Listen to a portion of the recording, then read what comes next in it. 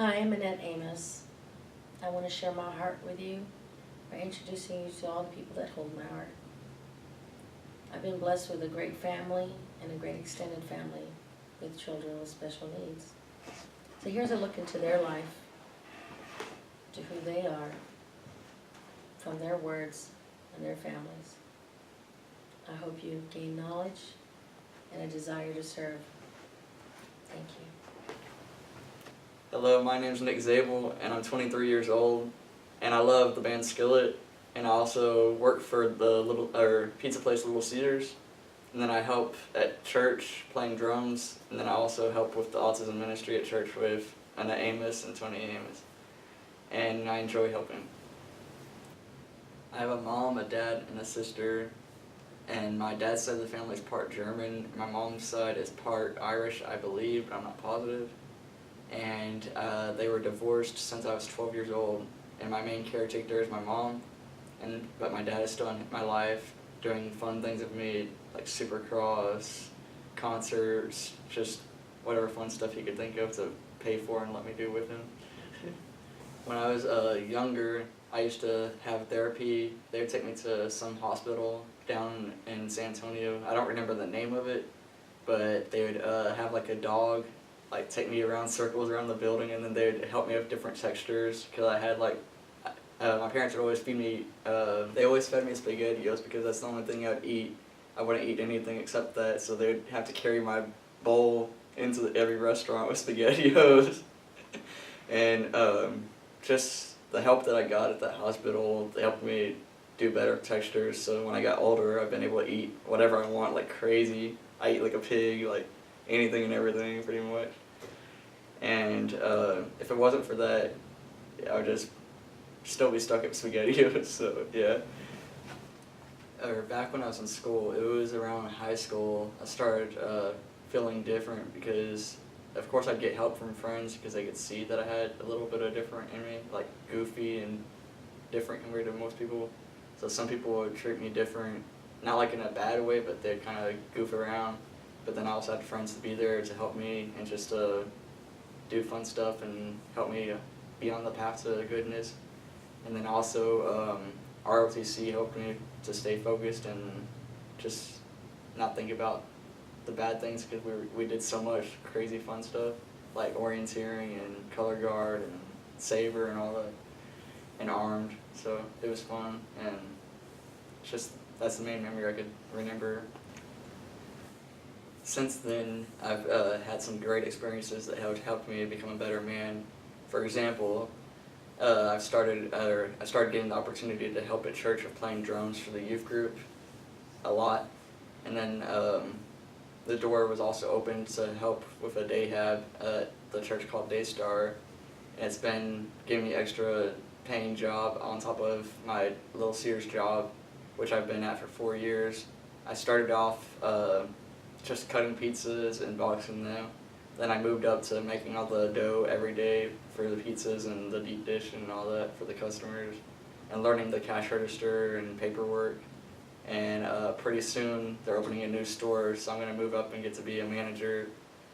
And it's just cool to see because the owners take care of us, and you can't find that many good owners or employees to work with compared to most places nowadays. So it's just awesome to have that, and I've also been a part of an entrepreneur thing with great men and women of God that helped me become a better leader, and I've been talking to more people than I ever have, and then they've gave me more books with knowledge so I could get biblical guidance and also just business guidance to help me with everything in life. And since then I've had a lot of accomplishments. For example, I started driving with driver's ed when I was like 12 or 13, 14, somewhere around there. My mom started taking me to Austin driving school down in the Fort Worth area to learn how to drive, and they were just good teachers helping us go around different neighborhoods to start off with, and then working our way up to highways and all the harder stuff. And then also just many accomplishments like doing Bible quizzing when I was younger, when I was like 7, 8 years old, and going to nationals for that in Missouri, and came in 4th place out of all the teams in the nation. And then also I went to high school, graduated really good, like in the middle of the class, and then went to college for a year, but decided it wasn't for me because it was just too hard, and I'd rather do work with my hands. I've been blessed to just have help. If it wasn't for my mom, my dad, pastors and stuff to be there for me, I don't know what I'd be doing. I also want to thank all the youth pastors I've had and friends that I had back in the youth group that helped me through problems that I had. Like, no other people would be able to go through that with helping me, and if it wasn't for them, I'd probably be like, who knows where, not here, definitely not here probably. And I also want to just thank God because He's helped me through a lot, and my family, friends, just church in general.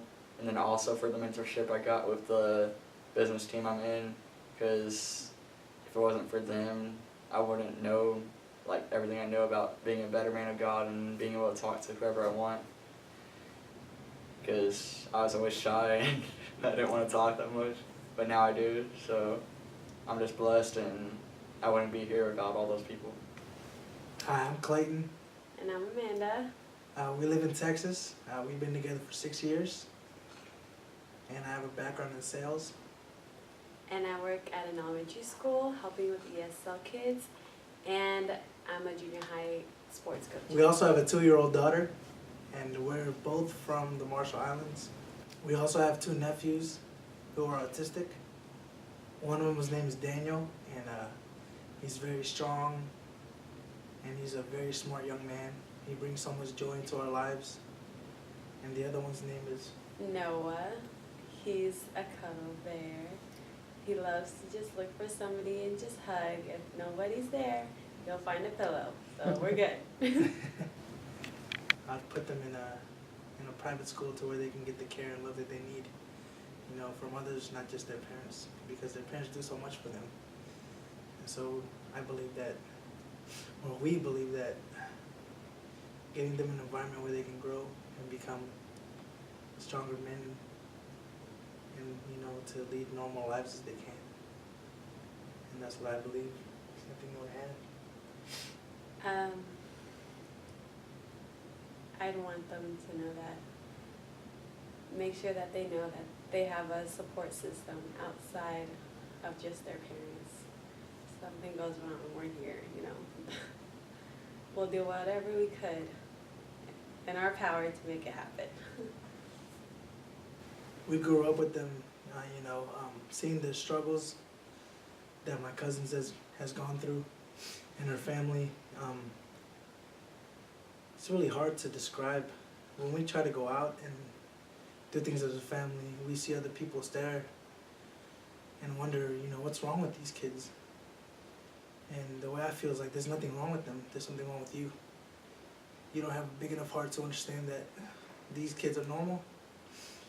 They function the same way you do, but at a higher level. And I've seen my cousin and her husband fight every battle they could so that these boys can grow up in a normal setting. And it's real tough when we have family outings. It's hard for them to come because not many people are willing to help or slow down to at least ask. We've seen so many changes within their family. Their relationship has grown to higher levels than we've all thought possible. The boys actually brought them more together and also brought them closer to God. Daniel, whenever he's mad or he's feeling a certain tantrum coming on, he would go for long rides with either his parents or us, and he'd listen to Christian music and he'd just jam out. Well, having a church that understands their needs, this church has done a lot for them. Their autistic programs really helped them a lot. The church has acoustic walls, which tones down the music for them and makes the noise more, more balanced. And the speaker system is at a perfect pitch to where they don't get up and scream and throw tantrums. And they have options, you know, when they go to church now. You know, they can go to their regular classes or they can come and enjoy worship with the rest of us. And that's a beautiful thing. The boys have come such a long way that they're more comfortable in social settings than they were back then. And it's amazing to watch them grow. Yeah, it is. I'm Cunio, and this is my wife Lucille, and we got 4 kids. Daniel, who is 14, Noah, it's 12, Kiara, 10, and I'm 5. And We are from the Marshall Islands. Well, my husband was born in the Marshall Islands, but I'm Marshallese American. We've been married for 14 years now, and we have 2 boys who are diagnosed with autism. Daniel was showing signs of autism right after maybe he was 18 months, before he turned 2 years old. He was already speaking, he had words. He was functioning very well. He was reaching his milestones, but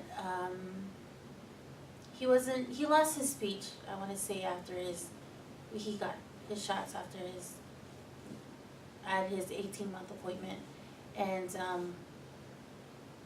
we took him to the doctor. His pediatrician said that he had a hearing problem, possibly. So we took him to the ENT and said that he needed tubes because of his frequent ear infections. We took him to the ENT. They scheduled a surgery to put tubes in. Got that done, but we didn't see any improvement in his speech. And then by the time he reached 3 years old and was able to go to attend school, we applied for the PPCD program at our local elementary school, and he got into that, and that's where they wanted to do more testing and evaluations on Daniel, and come to find out that he was autistic. Noah at the time was about 1.5 years old, and he was showing the same signs as his older brother. And at that time, yes, we were very confused, we were lost, didn't know what to do, didn't even know what autism was. And we were up 24 hours with both of the boys because they did not want to sleep. And with him at work all the time, I was very blessed to have my mother by my side to help me raise the boys when they were young. And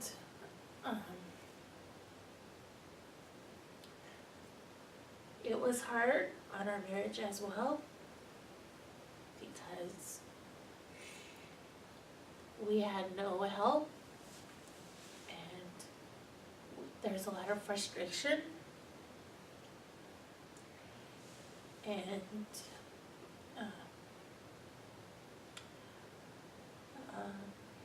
I'm sorry. at that time, we were very young. We don't know a lot about the kids, like the autism, and it was really fresh for us. I was working about night shift that time, and these boys, for some reason, they don't sleep. They probably sleep at least 2 to 4 hours every day, every night. So I was up all the time. I always come home. After I finish work, middle of the night, and then when I got home, everybody still up. And I take it from there, from midnight all the way to the morning. That's when they start sleeping. One thing I wanna tell all the father out there, that we're not alone with this. We're gonna fight. we're gonna stay with these kids.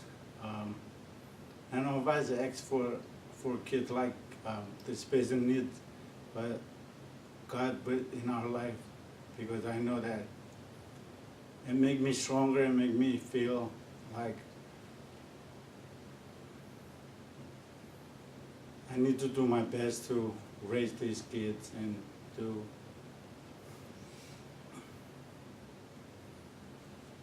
do whatever I can.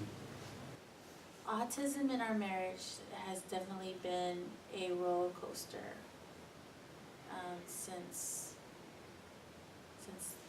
the boys were young. It's definitely put limits on things that we can do as a married couple and also as a family.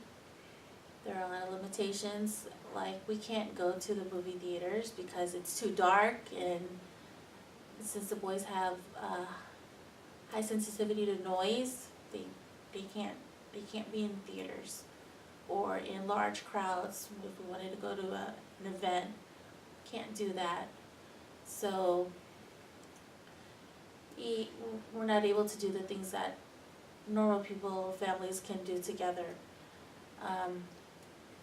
The boys, they require a lot of supervision, a lot of assistance. So it's hard to find babysitters or people that we trust to take care of them. At the moment, they're both not potty trained, and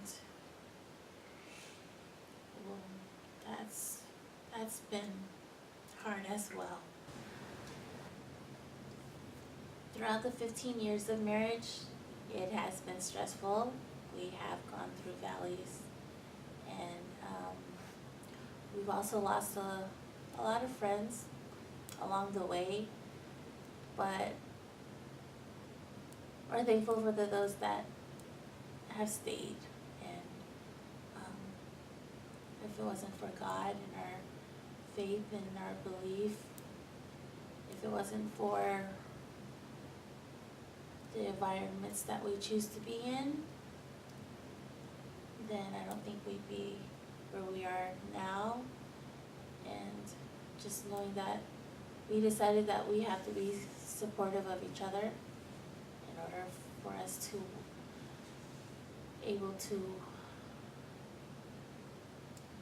raise our children the right way and to be there for them. So overall, our dream would be to help our boys and also other families that are affected with autism, because we know the burden that they're going through and how hard life can be when you have 1, 2, or more children with special needs. Hi, my name is Debbie Huffman. I have a son named Cody. He's 24 years old and he's in the autism spectrum. He was diagnosed with pervasive development disorder, not otherwise specified, /ADD, when he was 3 years old. He's very gifted musically. He's my only son. He's my gift from God. He's very special to me. I'm a single mother. It's just Cody and myself. I come from a family of 5. My parents have divorced, so we have a family of 7 now. But we're all a big family. We try to keep in touch, around the holidays and stuff, and they're real supportive of myself and Cody. His dad has remarried. He's not in his life very much. His grandparents are active. They keep in touch with us and everything regarding their grandson. My son has unique talents. He is very gifted musically. He can play like 6 or 7 instruments. And I just love to sit back and watch him play. He can listen to something and just start playing. He can read music. I remember a video game over at his Aunt Kathy's one day. He never played a banjo ever, and he watched the video game, The Deer Hunter. And within an hour, he was playing that on the banjo. Cody is very laid back. He likes to fish. He just likes being around people. He's awesome. The struggles with a child of autism are many. You get them to go through school, they have all the help they need while they're in school, but when they get out of school and become young adults, it's harder to find the help that they need. And with Cody getting out of high school, he was out of his routine, and he, with the divorce and everything, he became depressed. And he became sick, and we weren't able to find exactly what was wrong. I've taken him to many, many doctors, trying to find out his diagnosis and everything, and it took several years to find out exactly what was possibly wrong with him. And now he's getting the treatment he needs for it. But I think it's really sad that there's not more help out there, or doctors are more in tune, I guess. I don't know how to say it. I've had all kinds of tests run on him because of his decline. The main problem I see is getting the right kind of help and getting people to listen to you, to get the right kind of help, and they make it so hard. I'm doing what I can as a single mom to have insurance and have him having Medicaid, but there's still a lot of places that don't take Medicaid, or they don't take your insurance, so you're having to pay a lot out of pocket, and a lot of that is money that I don't have, and that can be very frustrating. What I would change, if I was able to, is the government being able to have more funds available for families with autism. There have been lots of cuts, so our loved ones aren't able to get all the help that they need. And even though myself as a single mother, I keep insurance on him, he has Medicaid, but he's still not able to get everything he needs because it doesn't cover it, like ABA therapy for one. Make more resources available for our loved ones, because if they're out there and our children have access to get the help they need, they can be more productive in society. And right now my son is struggling with that, and I'm trying to do everything I can to get him help. But for every little thing that I've gotten for him, I've had to fight for it, and we shouldn't have to fight for that. The scariest part of autism, one of the battles I've had to face recently, is my son went into a crisis. And he was diagnosed with catatonia. Through the last few years, he was declining in health. And I've taken him to every doctor there was, trying to get the help he needed.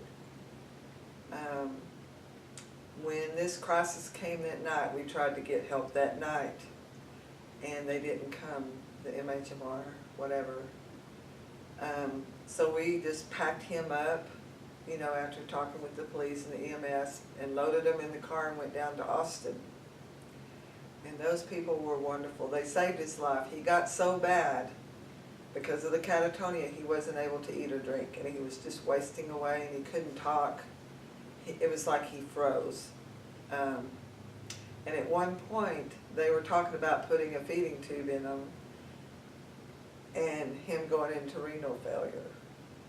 And thank God this doctor came in, and she said, I think I know what it is. We're going to start him on this medication, and if it's what I think it is, he'll come around in 30 minutes. And sure enough, he did, and it saved his life. Unfortunately, our loved ones with autism can't always tell you what's wrong. You know something is wrong with him, but they can't verbalize it. And that was very scary to me. Everybody that he's been around knew something was wrong, and I was doing everything in my power. But as a single mom, unfortunately, I have to work to keep the insurance. So I would take off when I could to take him to this doctor, that doctor, trying to get the help he needed. And that was the scariest part. And now we found a place that can help him, and he's getting better. But I think if we would have had the right resources, when he got out of school and everything, maybe all of this could have been prevented. And that's why it really upsets me as a mom, is for the government to keep cutting out all the funding and everything, because it's not just my son, it's other people too. If they would get the help they need, they could be working in society and be a part of it. They're people too with feelings, just because they can't talk or whatever. They're people with feelings, and they want to be loved. They want to be able to go out and do things. And my son used to drive, you know. I mean, he was able to do that. High functioning people with autism can. But he got sick, and you know, it took several years to find out what was wrong with him. But now he's on the road to recovery. But it took this many years for this to happen, I guess. And that's my frustration, is why there isn't more help out there for families with autism, you know, to help us out here. You know, a lot of this could be prevented. You know, people need to be trained. People that work in the government with MHMR, they need more training to work with people like this. The schools, everybody, you know, they're people. They don't want to be, you know, just shoved in a room and that's that, you know. They can be functional. They can be. My son has shown me that he can be functional if we had the right help and the resources and the funding. You know, with me being a single mom, it's hard to do the best I can do. But, you know, there's places that come up that are coming up for people with autism, but, you know, they don't take insurance or whatever, but you have to pay money and it costs a lot. And unfortunately, you know, we have to survive and pay rent and everything else like that. We do the best we can with our children. And I just wish there was more help out there. And I wish that the government would listen to the families more and come out and see for themselves what's out there. You know, they think they know what they're doing by cutting this and cutting that, but they need to get out in the world and see it. They need to visit around and see these families with autism and see what's really out there. What has helped me to keep me from going crazy as a single mom with a son with autism? I look at my son and he makes me smile every day. And if it hadn't been for the church family, my family, and God, I probably would have gone crazy. And with the ministry that we have at our church, my son's able to come there and be with other people and socialize and feel at home and not be looked upon, you know, looked down on. And I'm just so thankful for that, because if I hadn't had God in my life or the church or my family, I don't know what we would have done. I'm just so thankful for that. Hi, my name is Kim Dugan. I have a son with autism from my first marriage of 18 years. When I was 30, I had my son Tony, and when he was approximately 4, he was diagnosed with autism. My genetic makeup is Irish, French Canadian, and German. And my son's father's genetic makeup is Hispanic and Anglo-American. I was married to my son's dad for 18 years, and then after being divorced for 4 years, I remarried my son's stepdad, Bob, and we've been married for 15 years. We have a blended family of 5 children, 3 grandchildren, who are very supportive, and as well as my parents are a huge part in Tony's life. And we also have several therapists and a day hab, a church where he goes with lots of friends, and they are all very welcoming, supportive, and warm towards him. The favorite thing I love about my boys the most is that they're both very compassionate, caring, loving children. And Jason, even though he doesn't live at home anymore, comes over at least twice a week to play sports and help Tony and just be a really good friend to him. And that's very important to me. It's and I know it means a lot to Tony. Back when Tony was diagnosed in 1994, autism wasn't as prevalent as it is now. And I was pretty devastated because once he was finally diagnosed, they called me in a room around this big conference table with all these doctors, and my son, Tony's brother, and I. My son was in a little car seat, and the receptionist kept Tony in the room with them and watched him while they discussed the matter. And they basically, without a doubt, told me, there is nothing that I can do. He'll always be like this. Okay. And of course, I was devastated, to say the least. And so they put me in touch with the people that do the diagnosis in grade school, in kindergarten. And so there was a good public school system for the special education there, where I learned a lot from a wonderful, compassionate teacher. And about that time is when, for reasons I don't want to go into, his father and I divorced after 18 years. And Tony, his brother, and I lived together for 4 years. And at the time, there still was not much out there outside of public school.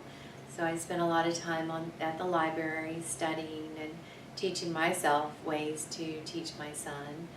I got a job at the Northwest School District and became an in-home trainer in hopes at the same time of helping other students, I could learn ways to help my son.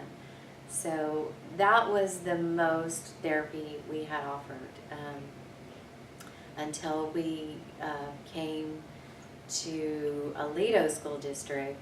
We had no outside resources.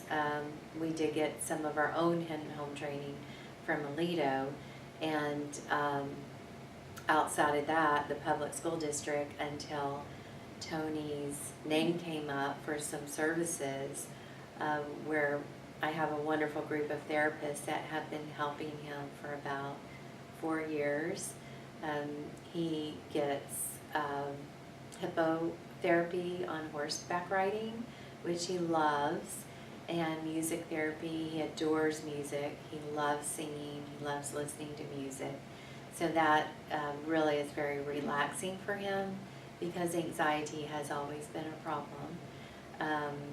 As well, he has a recreational therapist that plays games with him and does fun things like take him to the zoo, and is very good at communicating with him. And a massage therapist, which before he had massage, I don't think he ever really knew about where his body parts or where they were or what they felt like. That really helped relax him in many ways. And now that he's aged out of the public school system, he goes to a wonderful day hub, which he really loves going to. He has a group of friends that are all pretty much on the same functioning level, to where they can enjoy each other, and they have a lot of group activities and games. And fortunately, the day hub he goes to, they're able to continue some education that he's interested in, and teach him life skills that he'll need to hopefully one day get the job that he's always wanted, which is working in a grocery store. My son has always wanted to work in a grocery store. So that's been his lifelong dream, and my dreams and aspirations for him is to be surrounded with people that love him always, and so that's very important to me.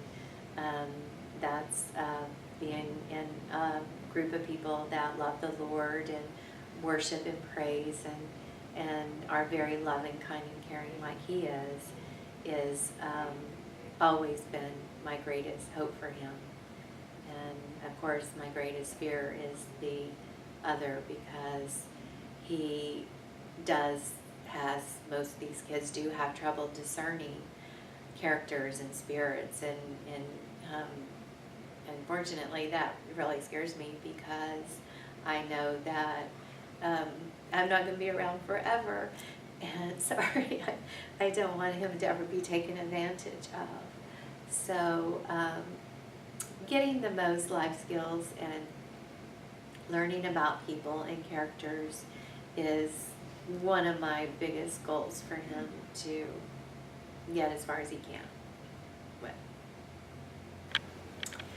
The biggest thing I would like to see changed for the world of autism is that the parents get armed with all of the information of resources as soon as they're diagnosed, as soon as they get to public school. From whoever they're involved with, I think they all need a packet of what's out there. When my son was diagnosed, there wasn't much out there, but I was very fortunate to run into a woman I call an angel of mine when Tony was in the first grade, who actually was involved in the list for services. And I was very fortunate Tony got put on the list very young, and very saddened to find out a lot of his classmates, I told as many as I could, of course, but the ones I didn't realize, the school didn't tell any of the parents till, a lot of the parents didn't know resources available till their kids were aging out of high school. And that was shocking to me. And I don't know if that's been changed. That's the biggest thing I would like to see changed. There's so many resources out there, and I think each child, I know from my experience of research, and I think I've tried them all, I found a little snippet from each one that helped my son, that each therapy, each child, they're all completely 100% different, and what will work for one may not work for the other one. Diet has helped a lot. One of our biggest problems was that my son's lack of communication. I could always tell he was in a great amount of pain, which is what I feel hit all of his anxiety basically, and they can't tell us. They don't know. They're outside, so he just learned about them from massage, but inside, what's going on inside of them, and how to tell someone my this hurts or that hurts when they can't form the words to say what it is, much less know what that item is. And so after years, my son actually can testify that now that he has words to put to it, he lived in pain for 22 years until we finally found a huge medical connection to his diagnosis. And this was after going to every specialist doctor under the sun, to the neurologist, endocrinologist, gastrologist, urologist, every endocrinologist, every doctor I lugged my son to, I could, trying to find answers, because I felt in my heart there was one. And it wasn't until we had went to a different urologist that we found he had a really severe urinary problem that they can't tell us 100% sure that if he was born with it or if his immune system attacked. Again, I kind of feel that was vaccination induced as well, because your body can only handle so much stress on its immune system. And after that was repaired, that pain my son always had in his face softened, and he was able to progress. In all his years in public school, he had goals, same kindergarten goals. He worked for 12 years on the same goals he had in first grade as he had when he aged out, and he could not master any of them. So knowing what services are available, resources are available, and never give up on trying to find out if there's a medical problem is the best advice I could give to a new parent. Hi, my name is Karen Johnson, and my husband and I have been married for over 30 years, and we have 2 children. Our daughter, Jessica, is actually a special ed teacher because she works so well with her brother and all of the special ed kids that we became involved with in Special Olympics. Goodness, I guess it's been for 20 years now. And she works in a Texas school district here in the area. And our son Jared is 26, and he has been diagnosed with autism. And he was diagnosed 23 about 23 years ago. So how I first found out that there might be an issue with Jared's speech being delayed, it was in the summertime, right after Jared's 3rd birthday. We were at Vacation Bible School. Now Jared was just being watched by some teenage girls. They would take him to the nursery or they'd take him out on the playground. And when they would transition, and if I knew they were coming, I would hide so that he wouldn't see me, because if he saw me, he would start screaming and we would have to leave. But during this time, a lady at church who had a son with special needs came up to me and she was asking me questions about, well, Jared's not talking, or he's doing this, or he's doing that. And she indicated that that was very similar to her son, who was about 5 years older, that they would take him out of church screaming and hollering at times. And I'm thinking, no way, my son is like that, you're crazy. And so she highly encouraged me to take him to the school and have him tested. But since I was a child and I interpreted or translated, as it were, for my younger sister, Jessica was doing that for her brother, and I didn't think much of it. So a couple times at church, Kathy was this other mother. She kept saying, have you called the school? You need to call the school and have him get him tested. So finally, okay, Kathy, just to shut her up, I called the school. We set up an ARD meeting. So when we had the ARD meeting, that when I finally called the school and set that up, I had no earthly idea what this was about. And we just took some toys along to kind of keep Jared entertained. We took the Duplo blocks and he'd stack them up in a certain colors sequence, and I'd take them apart and mix them all up, and then he'd put them back in the sequence that he wanted it in. And we were sitting there talking, and then everyone just kind of quit talking, and I had no earthly idea, you know, where to proceed at that point. And so I said, okay, how about a 30-day trial time? Because I didn't know what else to do, because they weren't saying anything. So they said, okay, well, we could try that. And so at the 30-day revisiting and having another ARD meeting at that particular time, they said, oh yes, it will be, he needs to be in speech and we'll keep him here.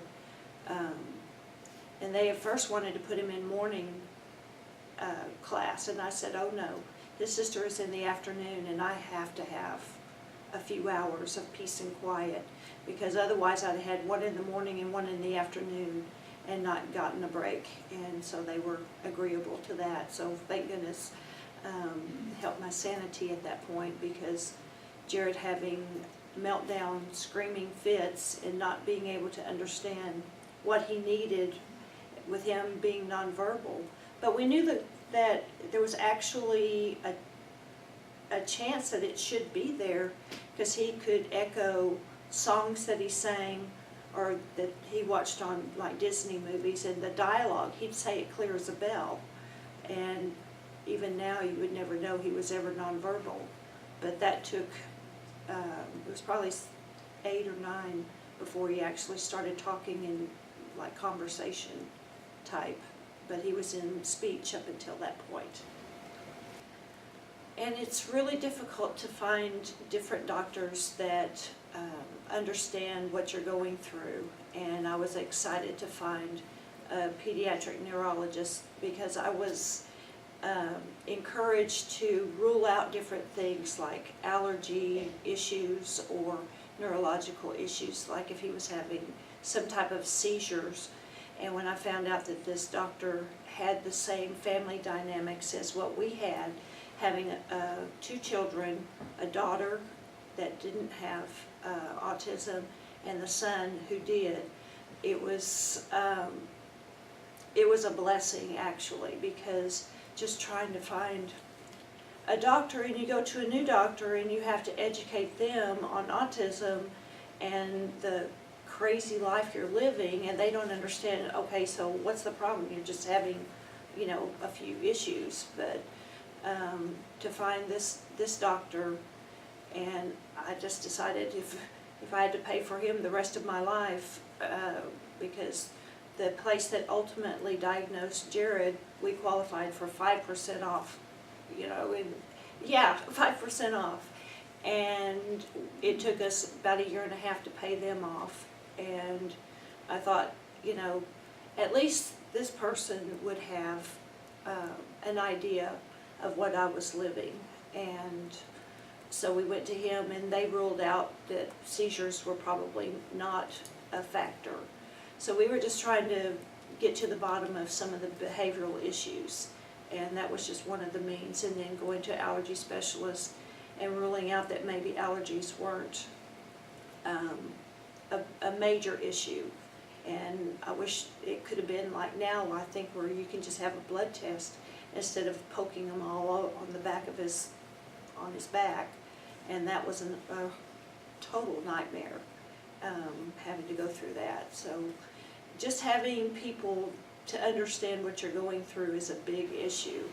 Transition, it was very difficult back in the day. It's a lot better now, but back in the day when he was really young, changes were really, really tough. Back then, you know, when you go rent a videotape and then you needed to take it back to the video store to return it or pay a late fee, I'd pull out of the driveway, and we don't live very far from the corner, but if I've realized I had forgotten that or something else, I made a U-turn just before the corner and went back. Well, I discovered real quickly that I needed to warn Jared, as it were, that, hey, I forgot the videotapes or whatever I forgot. I have to go back and get it, and then we're going wherever we're going. And because the first few times we had a meltdown in the car, and that wasn't very pleasant, I would have to turn the car around and go back and get whatever it was and say, see, Jared, we're going to wherever our destination at that moment was, because he's a brilliant kid, and he knew when we were going the wrong way. And if I had to go a different way, if he knew we were going to church or we were going to whichever store or whatever destination, he had a pretty good idea of what the path that we were supposed to be going on. And if we weren't going the right way, even though he couldn't talk, he let me know that was that we were going the wrong way. But even at the schools, they had difficulty, you know, with transition. But one time in particular, and with the doctors as well, not knowing, the pediatrician not knowing how to handle the situation, it wasn't until a couple years after Jared was diagnosed that we even knew that we could have had an in-home trainer from the beginning. It's like everything is a best kept secret until you ask for it. Oh yeah, you could have had that way back when. Well, why don't they tell you this? It wasn't until you can possibly network with other parents that you find out about different things, and then you ask for it at the school, and there you have it. But at the time when his dad went from working nights to working days, and then like within the same week the bus route changed, and one of the teachers rearranged their room, and that just sent Jared into a regression and meltdowns just about every single day. And I'd get notes from the school saying he kicked the teacher, pulled her earring off, had to be restrained by the principal, and he'd never had that type of behavior before. And so finally one afternoon when he wouldn't get off the bus, he ran to the back of the bus and was kicking the back door, but that pane where he was kicking was a window, and I was really afraid he was going to kick it out. He had very strong legs back in the day. And so when I finally got him off of the bus, and he stepped off the bus and then he dropped straight to the ground, and that just made my heart just clench, because at that particular time he wasn't doing this and hadn't done it for years. And when he would get up, he would like bolt out into the street. So I had a death grip on his hand, and we got back up to the school, up to the house, and he was screaming and kicking, and I'm calling the doctor's office saying, "You've got to help me, you've got to help me." And I get this nurse on the phone, and she's going, "Well, what's wrong with him?" I wanted to speak to the head nurse. I originally asked for her, and she wasn't available, so I get this other nurse, and she says, "This is Debbie, may I help you?" And I tell her, "I am living in hell." And those are the exact words I said to her. And she could hear him screaming in the background. She goes, "Well, what's wrong with him?" I said, "Well, he has autism, and Dad went from working nights to working days, and the bus route changed, and the teacher rearranged her room." "Well, what difference does that make?" And I'm saying, I'm getting these behaviors that I haven't seen in a while, or they're worse than what they had been, and I couldn't get him redirected to watch TV or take his shoes off. He was kicking me as I was trying to take his shoes off. And so she says, "Well, what about this or what about that?" And one was, I think, called a clinic called 6th Street or 4th Street, and one of the in-home trainer told me that that place wasn't really a good fit for him. And so she says, "Well, what about Scottish Rite?" And I said, "Well, I actually had called Scottish Rite because I had very bad pigeon-toed feet when I was a baby and had to wear the special shoes and the brace. And so I was very conscious of it when Jessica started walking, and she toed in, and so we called Scottish Rite, and it was a long wait. So as she said this, I'm thinking, oh my gosh, it's going to be 6 months before we could get in there. And I said, "Well, what am I supposed to?" I said, "My dad is a Shriner. I can get the paperwork, but what am I supposed to do for sanity in the meantime?"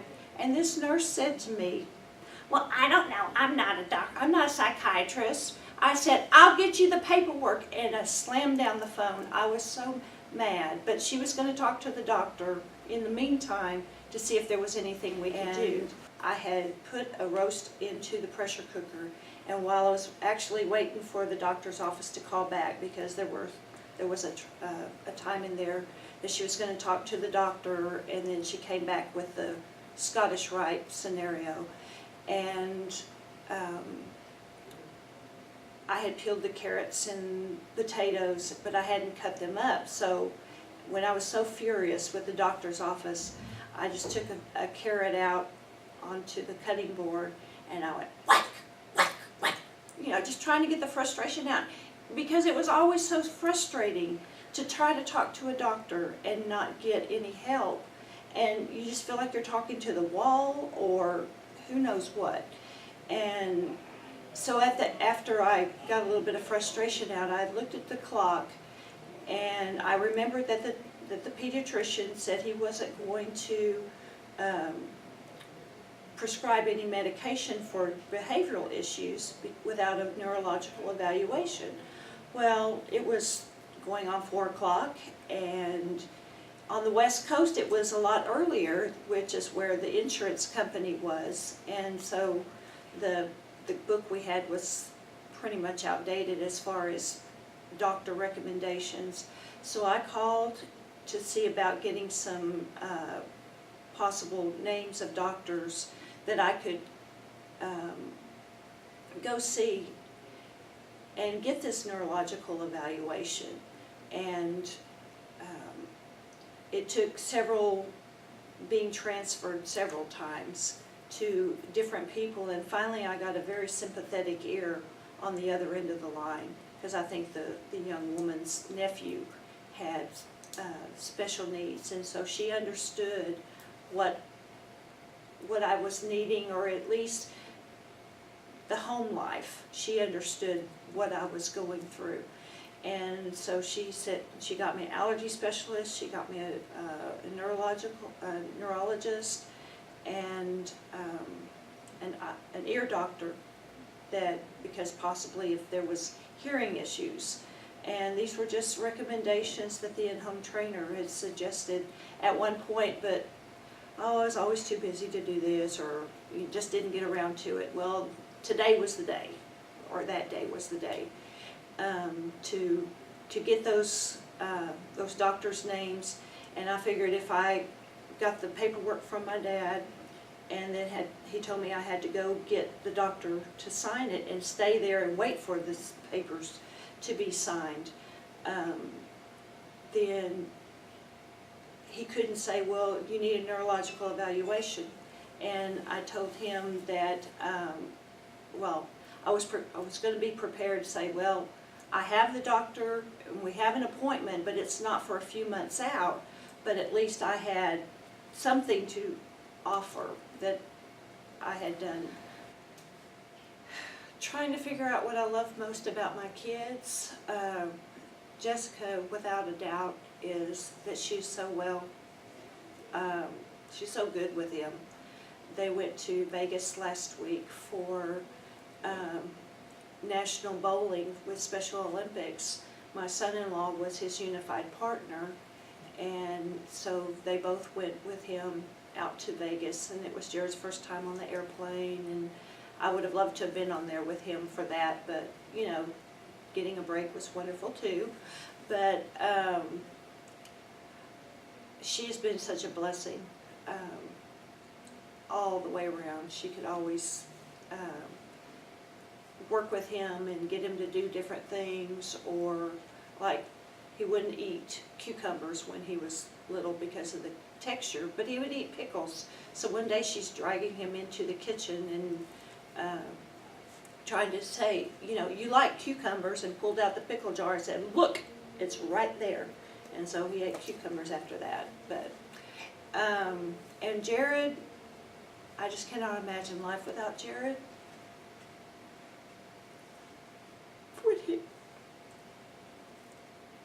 When he was young, and actually probably before we even got him in school, neighbors and supposed friends tell you should put him in an institution.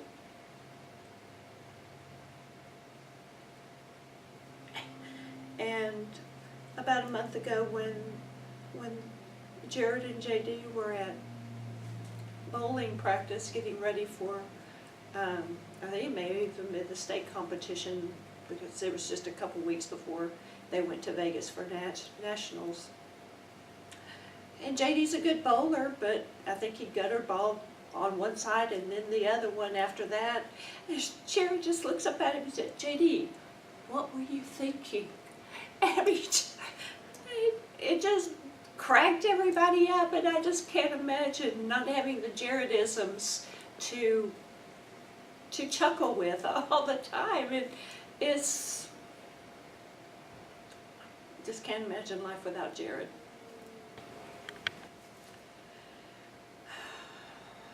I guess one of my biggest fears for Jared is his kind-heartedness and people taking advantage of that, and him being naive. And even though we've tried to instruct him, direct him on different paths, but sometimes he just gets obsessed with things. And so I guess one of the biggest fears is, after my husband and I are gone, that he will be cared for, which I truly believe Jessica will see to it that he is well cared for, and our son-in-law as well, because JD posted on Facebook when they were out in Vegas. They were side by side, and, or actually it was Jessica, but I'm sure JD had expressed that he had a brother, because he has two older sisters, and he has a brother that they can go bowling and they can hang out and do some things with. So it's not as big of a fear as if family members who don't have siblings of their child to care for them or oversee, you know, their well-being. What I hope that you will take away from this interview is not that I have a sob story. It has been an adventure. I should probably write a book, as a lot of people wind up doing. But just know that any individual with special needs, whether it be autism or Down syndrome, any of the other afflictions may not be the right word, but anyway, any of the special needs diagnosis that you might encounter, that these are real people. They love, they care. I mean, Jared he can sense when I'm having a bad day, and he tries to help me. Mom, just take a deep breath. Mom, just take a deep breath. And like times after Columbine, and we were in the Sunday after Columbine, Jared was actually still pretty much nonverbal, and he was chattering, not real loud, but he was making noise, and there was a lady there that I did not recognize, and she kept turning around and glaring at me, you know, can't you control this kid or whatever, and I left there in tears, and I really don't. I'm hoping that with the awareness more so now, and with celebrities, you know, making known that it could happen to you, and you need to be nice to these individuals, because they know when they're being mistreated. And when Jared found his voice, you know, he told me, and still tells me, about bullies in intermediate school and how they were tormenting him. And that's been, oh goodness, 15 years? So they remember how they were treated. And it just really breaks my heart that he has these issues even today. But please be nice to them, and it could happen to your family.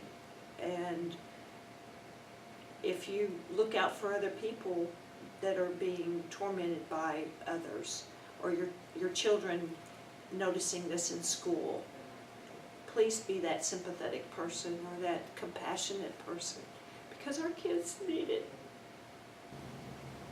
Hi, I'm Cynthia Alexander, and I am a single mom of 2 children. My oldest daughter is Ebony Cherie, and she is 26 years old. And my son, Trey Alexander, is 15, and he was diagnosed with autism. He actually introduced me to the world of autism. My son, Trey, was diagnosed with autism when he was about 2.5 years old.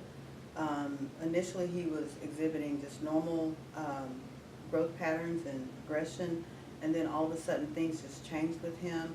Something was really off. He started regressing, is I guess is the best word, and he was doing some quirky things that my daycare provider noticed.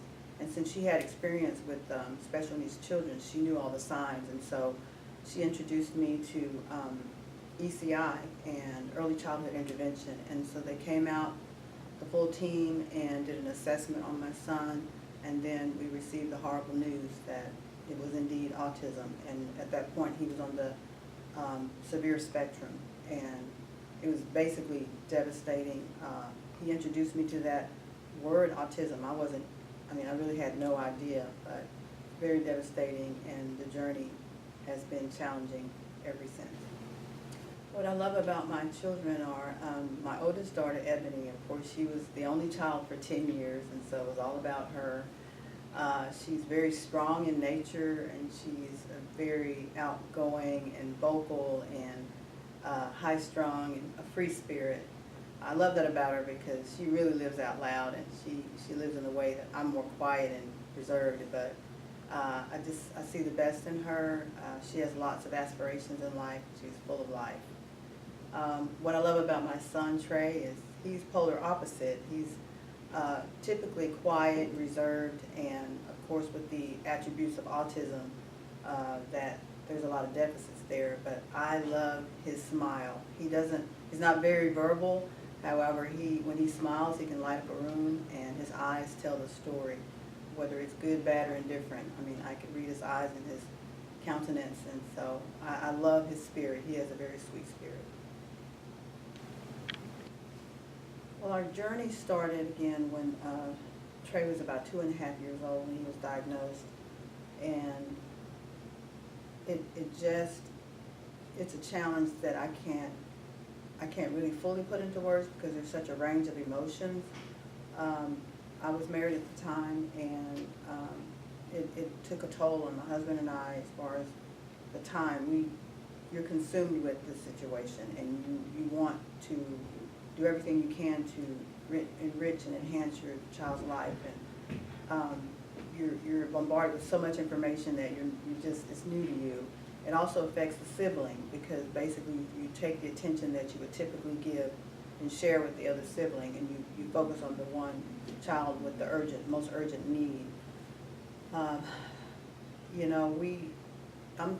African American, and my husband is from Louisiana, and he has Creole and French in his family, and so, we had never experienced this in our culture. I had not been introduced to this, so the journey begins. It's like from scratch. You just don't know anything, so you're grappling for information as much as you can. So you just pour yourself into everything you can to learn about this diagnosis, and it's overwhelming. That's just the word I come up with. It's overwhelming. Again, you have a range of emotions. It affects the whole household and extended family and friends. The journey also involves a lot of behavioral issues, cognitive issues, and deficits. So you're constantly serving a child with autism, and when they can't verbalize the things that are going wrong. Just case in point, today was a very hard, combative day, and my son couldn't express what was wrong, but he was very combative and very destructive, and was shouting and screaming, and so I'm trying to intervene, and you feel helpless and hopeless because you don't know how to redirect that behavior. And when it gets to a point where it's detrimental for his safety and my safety and anyone in the household, it's very disruptive. And your heart goes out to my heart goes out to him because I know he's hurting. I know there's things that he can't verbalize, and that's the only way he can get his message across is to be either combative, or he runs, or he hurts himself. And I have a lot of faith in God to intervene, but going through the journey, it's like it's overwhelming. It's overwhelming. And if it wasn't for my faith, I think we would just lose it altogether. But at the same time, you're praying for your son, and you're hopeful that things are going to get better, and there are no 2 days alike. And then the next day you have to deal with maybe a seizure or other outbursts and other things that are inappropriate. And so you're constantly redirecting and teaching and reteaching and trying to help them with their life skills and just basic day-to-day living. And it's just a challenge. I can just imagine what he's going through. And so I'm still trying to interpret things, and sometimes I misinterpret. And we can't take it personal because there's things out of his control, things that happen neurologically. There could be surges in his brain that's happening, that he's in pain, and then he has all these sensory issues, and so you just never know what's going to set him off. But at the same time, you're fighting for his quality of life and reassuring him every day that you love him and that you're going to be there for him and that you'll never give up on him. And it's sad to watch, but at the same time, there's full of purpose in the life of a person with autism, because you have to be their advocate, and you have to reassure them that they are loved and that they're going to be cared for in the long run. You have to be in it for the long run, the long haul. My greatest fear for my son is that if something happens to me or his father, who's going to care for him, or who's going to advocate for him, that he would be, vulnerable. And that's not something that I really want to put on my daughter. She has her own life to live. And just from being overwhelmed with trying to research and weed out all these various agencies, just having someone who really cares for him and loves him for him. And of course, you know, there's nothing like a mother's love, so that's my greatest fear, is just, I can't imagine someone exploiting or hurting my child, and he's not able to advocate for himself or defend himself, so. And my greatest fear is that people would misunderstand him and would mistreat him, and there's no one there to be that forerunner to buffer that, to protect him, so. I just, that's my greatest fear, is not being able to protect my son. Well, I feel so isolated, and like there's moanings and groanings in my spirit for my child, you know, just pleading with God and the people that I know in this ministry that are dealing with the same issues. My heart goes out to them, because no one knows, really. We come to church, and we come to our place of work, business, we put on our game face. And we come heavy. We come heavy and broken for our kids. And there's so many layers of emotions that come with this journey. I wouldn't wish it on my worst enemy. And my heart goes out to my baby. I just feel so broken and left to just deal with it and then get on about the business.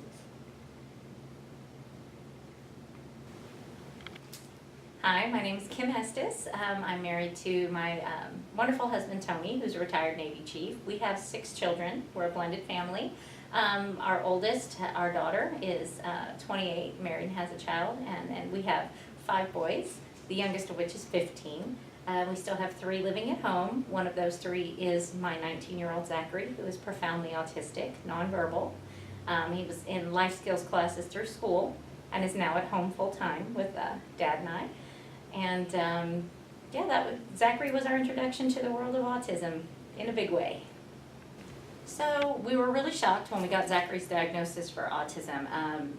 There's some genetic abnormalities on both sides of our families, and some I have a brother with Crohn's syndrome, and he's got a couple of other things that are wrong with him. My husband has a brother who's manic depressive bipolar. There are issues on both sides of the family. So, but no autism, and he was 18 months and a perfectly normal baby, and it seemed overnight we thought he'd gone deaf. He wouldn't respond, wouldn't make eye contact. You could bang pots and pans behind his head, and he would act like he couldn't hear you. So we took him to Cook's Children's, and they did a battery of tests, and it came back autism. And we were shocked, because there isn't anyone else who's been diagnosed in our families.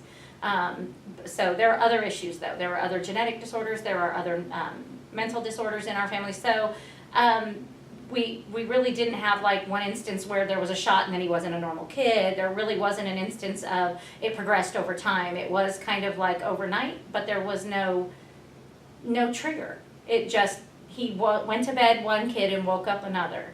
And that was really tough. I had it the hardest. I was pregnant with his little brother. And I suffered from serious depression after my 3rd child was born, Caleb, because I was afraid he would be autistic too.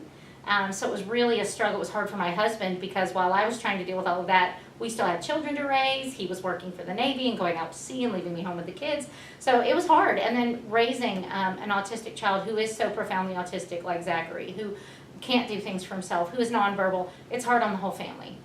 It made our kids have to give things up, because we had to accommodate Zachary, and financially, and as well as just logistically in our home. You have to keep it quiet. We have to keep the noise down. Let's turn the lights off, and let's not overstimulate Zachary. You can't do that right now. We can't go there. We can't drive to Grandma's house. Zachary won't get in the car. So there are a lot of accommodations you have to make as a couple.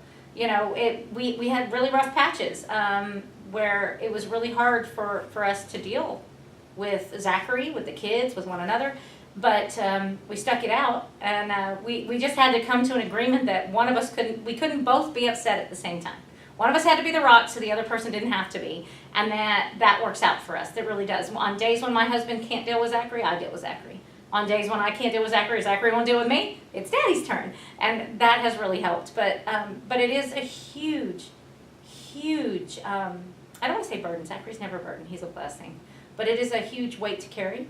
It is a huge responsibility to bear because that's your baby and you love your baby and you're going to take care of your baby. But taking care of a Zachary is a lot harder than taking care of a Caleb or a Donnie or a Liam. It's a lot more work. It requires sacrifice on not just our parts, but on the parts of the entire family. And that's hard. That's probably the hardest part, is my boys not getting to do things because of their brother, but they're never hateful about it. And it has been a blessing there as well because my children are kind to special needs children. They're kind to people who are different. They're less judgmental of others who are not normal because they live with a Zachary, and that's been their whole lives. And so for us, I'm thrilled that we had a Zachary because I have kinder children because of it. And my husband and I are kinder and more tolerant. We also are more aware, I think, of how we feel and how we're doing. Some people don't go through that, having to worry about that in their marriage, but we check on one another. And you have to. You got to take care of yourselves. And a lot of families aren't able to do that. And a lot of marriages don't last because of that. And we're just very lucky. But we're a Navy family anyway, so separation and hardship was no big surprise. So I think we kind of came in with a skill set that a lot of families don't already have. But it's awesome. It's awesome. Yeah. So probably one of the more difficult things to deal with having an autistic child is insurance. We're military, so we're very blessed to have military insurance. The problem is my husband is retired. And the moment my husband became retired, half of the services that are available to active duty children were no longer available to my son. They apparently thought he'd stopped being autistic when my husband retired. So it has been very difficult, and I belong to several advocacy groups trying to get TRICARE to do what's right and to continue coverage after retirement for autistic children. And really, they've only recently made inroads into providing it for active duty children. They're way behind the 8 ball on that. Most insurance companies are. They argue, for example, my son has to be anesthetized every time we go to a dentist because he will not allow them because of his sensory issues in his mouth. The dental insurance will not pay for the anesthesiology because it is autism and that is a medical condition. My medical insurance will not pay for anesthesiology because the procedure is a dental procedure. So we pay out of pocket for anesthesiology every single time I need my kids' teeth cleaned. So it is ridiculous. We are blessed that my husband and I both work. We have college degrees. We make enough money to cover that. But there are families who don't. And I don't know how they do it. They just don't go, I guess, which is not good for the kids either. And it's not good for the parents because how do you deal with that? How do you deal with the fact that you can't take care of your baby because you don't make enough money because your insurance that you pay for won't cover it? And I battled that for 3 years with TRICARE before I gave up. So it's tough. It's really hard because insurance companies are in the business of making money. And there's not a lot of money to be made on an autistic kid. There's a lot of money to be spent. And they don't want to spend it. And so they will leave you in the lurch and not cover things that are genuinely needed. Therapies, ABA, anesthesiology for simple procedures. They need to cover these things. It's hard to find medical help. My son is right now hermiting in the house and will not leave. So I cannot get him to a doctor. I'm trying to change my primary care physician because they won't accommodate my son. They won't assist us in any way. They won't make house calls. And then finding a quality doctor that is on our insurance that will make house calls is next to impossible. So it's very difficult for families to get medical services. And autistic kids generally come with some sort of medical disorder. Upset, stomachs, headaches, whatever. And even just the general maintenance. Going to a doctor for a checkup. Going to the dentist to get your teeth cleaned. All of these things are really difficult. And they're twice as hard when the insurance company won't work with you at all. I think one of the important things that a parent of an autist or any special needs child needs to know is that you are their first and best advocate. You are the one who knows them best. You are the one who cares about them the most. And that doesn't mean there won't be people there. There will be teachers, and there will be paras, and there will be principals who love your child, who will do anything for your child, who will get your child to speak so that the first time you hear, "I love you, Mommy," it's because of a teacher, who will help you potty train your kid at 9 years old, who will meet your child at the bus and walk them to your classroom because you had to go pick up your autistic kid from another location. There are people who are going to support you all the time. There are people who will not. There are people who you will not be pleased with, who will do things you do not like and do not feel are right for your kid. But if you are an advocate and you are an informed advocate, and this is the 21st century, you can go down to the library and use free Wi-Fi and get on Google and learn. You don't need a college degree to know what's best for your kid. And you don't have to go in as a dictator, you don't have to go in confrontational. You need to go in as a willing and working member of the team that's gonna take care of your kid. And if you come in with that, and I'm an educator, so I'm a teacher, and so when I get a parent who comes at me like that, then I know we're gonna make this happen, we're gonna take care of this kid because we're all in it together and we all know that we're working for the same end, which is take care of that baby. And so it's important as a parent, especially a parent of a special needs child, that you come in with that. You come in informed, and when you don't know, you ask. When you need to know, you ask people to explain things to you, and then you come in and you roll up your sleeves, and you dig in with these teachers and these paras and these principals, and you make things work. I have yet, even in the worst situations where I have teachers that I thought were abominable, I have yet to meet an organization that didn't want to work with me to make it right. So you've got to come in with that kind of mentality, and you can't just throw your hands up and go, it's the school's job. You can't throw your hands up and go, nobody understands. You have to be an active member of the team, and you have to bring that. And if you don't, then you can't expect anybody else to do that for you either. So it's important that you really take a huge, huge interest in your child's education, know their teachers, go to your ARDs, ask questions. If something doesn't seem right, just don't go, oh, well, they know what they're doing, they have degrees and I don't. That's your baby. You know them best. You take care of that baby. You make them explain it to you till you're satisfied or until they make a change because they realize it's not what's best for your kid. So it really comes down to attitude. If you come in as an active, willing, and informed participant, you're going to get your kid taken care of. So being a mother of an autistic kid is great, but I'm really just a mom. I have 6 kids, and I love all my babies.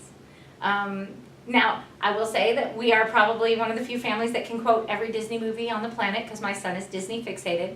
I love the fact that everyone from my 28-year-old daughter to my 15-year-old youngest son, we all know all the lines to Toy Story, and we sing all the songs.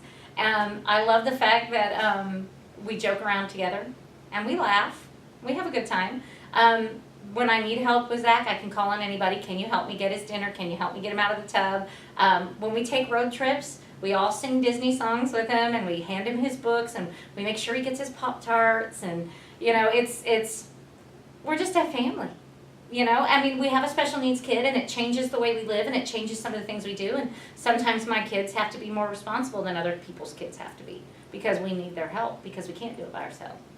But I don't think teaching them kindness and love and responsibility is a bad thing. And if they grow up and they're decent human beings, it will be in part because we had a Zachary to help them learn how to be that. So, my greatest fear. There's a wide gamut. Everything from the physical, getting in a car accident and me being knocked unconscious and my Zachary not being, and EMTs or police not knowing what to do with my nonverbal autistic child. I fear this so much. I have a little thing that goes on his seatbelt that has his name on it and says nonverbal autistic, so that if a first responder finds him in his seat, they'll know that he can't respond. But I live in terror of accidentally driving my car off the road into a lake and he can't get out of the car and we'll both die because I won't leave him. Fire at my house because my baby won't know to get out. If we're at a hotel or at a friend's house with a pool, I'm worried that he'll drown because he doesn't understand that he can't breathe underwater. I worry that he'll slip and fall in the shower and hurt himself, and he won't be able to tell me what hurts or how he hurt himself. When he's sick, I worry constantly because I don't know what's wrong because he can't tell me.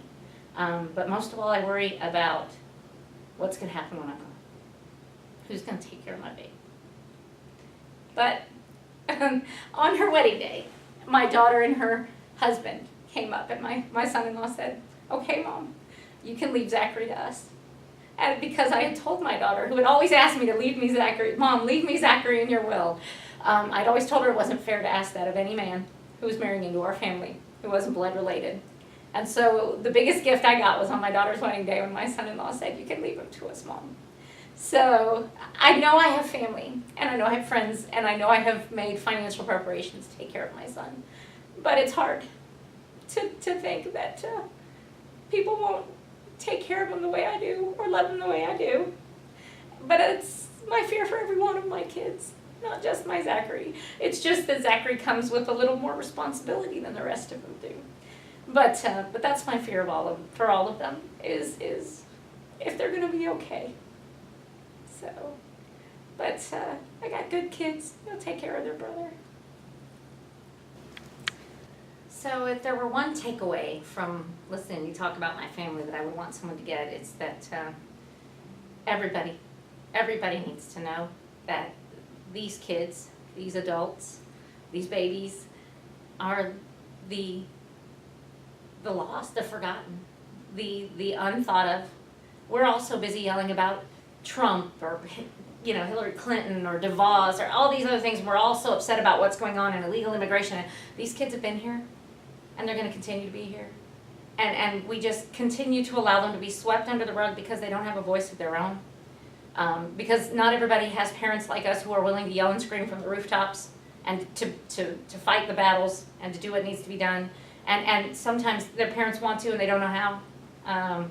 And it takes everybody. It takes a village to raise a child. It takes a village to take care of these kids. And it can't be just the mom and dad's job because we can't do it by ourselves. We are blessed. We have 6 kids to help. My God, those poor parents who are single parents whose marriages didn't make it through this. I don't know what they do. It's everyone's responsibility. I don't care if you don't have a single kid in your family that has a single problem. You've got nice, normal, beautiful kids. You should still be helping because you're blessed. And you need to learn what it's like to be blessed like we are. You need to know that if there was trafficking, illegal trafficking of kids, we'll get irate. That's not right. We can't do it. And yet we allow our special needs population to be run all over and to be mistreated and to have their rights taken away from them. And we should be angry. We should be irate. It doesn't matter who you are. You should be kind to these people. You should be defending these people. These are the rights of the people that you need to be fighting for. And if you get anything away from my story with Zachary or my family story, it's that everyone needs to be an advocate. You don't have to have a special needs kid to care about special needs kids. You don't have to go and spend your time at a home. You don't have to, it'd be great because then maybe you get a really good eye-opener at what this is like, but you don't have to have a special needs kid to fight for special needs kids. And it's something that we morally and ethically and imperatively need to do because they are voiceless and they can be so easily forgotten because there are so many more glamorous things to be angry about. So many more fantastic things to go and hold marches about. Let's have a women's march on Washington. You know what? Let's have a spec ed march on Washington. Let's make Washington take care of our kids. I'll do that any day of the week. And everyone, man, woman, child, should be marching for that.